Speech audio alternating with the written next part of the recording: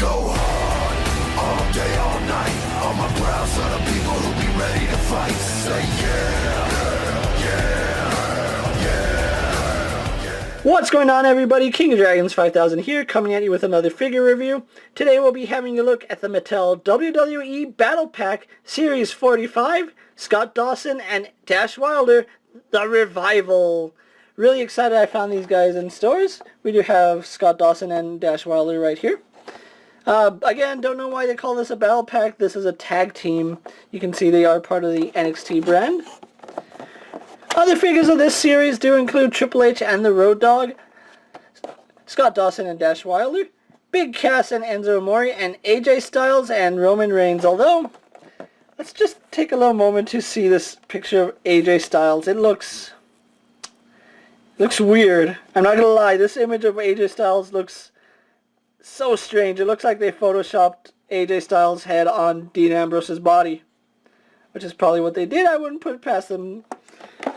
But anyway, that's the box for you guys. What I'm going to do now is take a little break, get these guys opened up, and then we'll go into the rest of the review. So sit tight, everyone. And here we have the Revival out of packaging. We have Scott Dawson and Dash Wilder. Now, before we get on to the figures, there's really no accessories to speak of, and that's something I really wanted to touch base on. This battle pack came with no accessories, and I forgot to point that out in when I was showing off the packaging.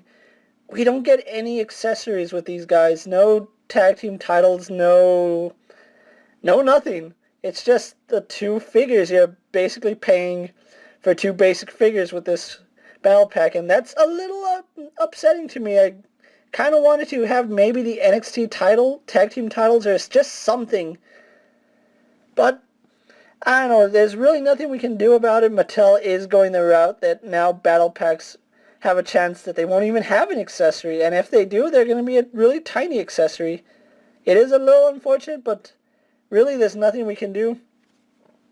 But let's have a look at the Revival out of packaging, and essentially they're the same figure, with the exception of the bicep down to the wrist, and I'll go more into that in a little bit, but you can see they do have the Revival on their tights.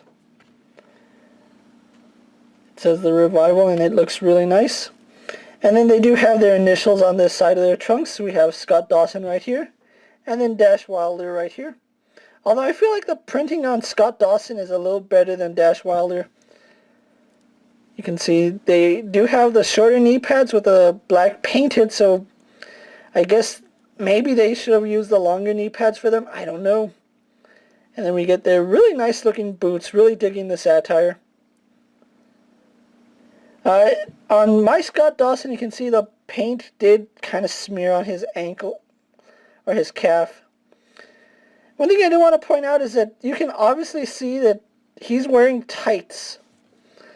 I don't know why they're wearing tights. They're not supposed to be wearing tights. This is just supposed to be their bare skin, but they have the tight mold lines on them. I don't know if that's the way it is for all these figures, but mine does have that, and I'm wondering if Mattel just doesn't have the leg size for these guys without trunk or without the tights, so a little disappointing. On Scott Dawson here we do have his right hand taped up, and he does have an elbow pad. He does have the black wrist tape on his left hand, or his left arm, and let's actually have a look at that face sculpt, because this is actually one of the better battle packs out there. I think the face sculpt on these guys is really nice. You can see he has his chops going on, which that looks really nice. Kind of glad they didn't paint like his buzz cut hair. I think this looks much better. He has that really angry grimacing face on him. Really nice figure. And now let's move him off so we can go on to Scott Dawson, which you can see, again, really nice detail on the face and the hair. They did a good job sculpting his hair. The paint is a little thin right here on mine, and it's just on this side that it's a little thin. But then we do get his tattoo right here, and then we get his other tattoo right under his arm.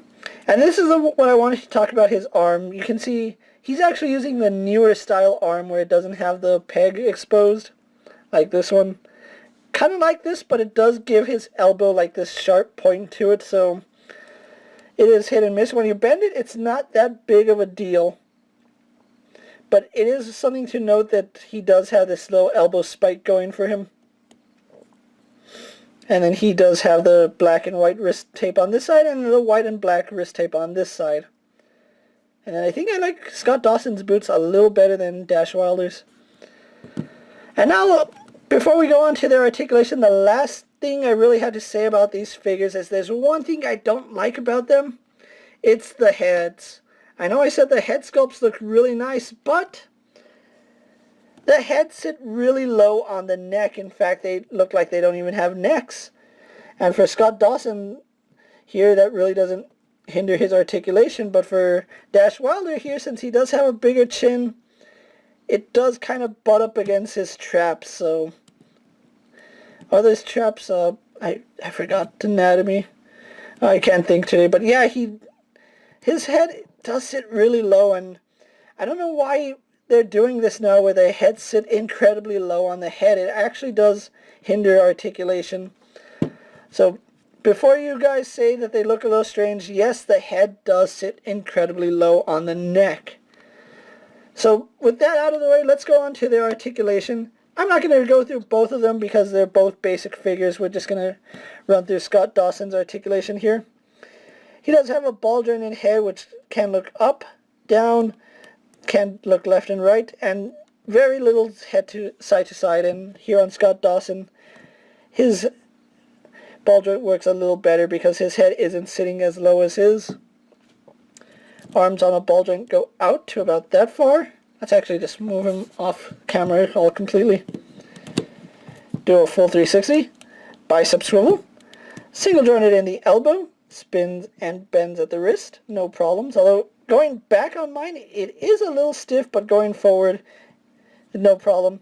And it's just that way on the left hand, I don't know why. Waist swivel, legs go forward and back. No outward movement, no thigh swivel, but we do get a single jointed knee, a swivel in the boot, and a hinge in the ankle. And it's the same articulation on both of them. Yeah, the articulation's tight on both of them, so no complaints there. What I'm going to do now is take a little break, get these guys posed for my final thoughts, and we'll wrap up this review. So sit tight, everyone. And here we have the Revival pose for my final thoughts. Overall, I really do like this set. However, I don't like the fact that we're paying $20 plus tax for 2 figures without an accessory. We pay that for 2 basic figures and for 1 elite figure, but they have more articulation, more accessories. You know, just something to make it seem like this battle pack isn't just 2 basic figures. Maybe like the NXT titles or a chair, just something to, you know, make these guys stand out and worth the pickup besides being the first release for these guys. Overall, I do like the set. However, no accessories does kind of turn me off to picking up battle packs. And if it wasn't for the fact that these guys are really popular right now, I like the team, I probably would have passed on this because I really want, you know, accessories with battle packs. That's kind of the thing. It's not too big of a deal, but it does kind of rub me the wrong way when we don't get accessories with battle packs. You know, just something to make it seem worth the pickup. Like completely new sculpts, anything.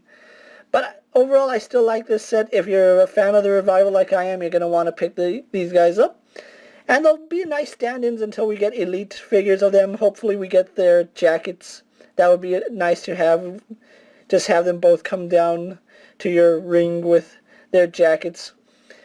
Well, that's going to do it for this review, guys. Hope you guys enjoyed. Let me know what you guys think of the Revival. Do you think they need articulation? Or do you think they need to have their heads picked up a little? Do you think they need to come with accessories? Let me know down in the comments. As always, go ahead and check out my WWE action figure reviews. All my toy reviews are also up, so go ahead and check those out. And if there's a figure you want to see me review, go ahead and let me know down in the comments, and I'll do my best to add it to my collection if it fits. If not, I'm so sorry about that. But until next time, I'm KingofDragons 5000, and I'll see you guys later. Take care, everyone. My dream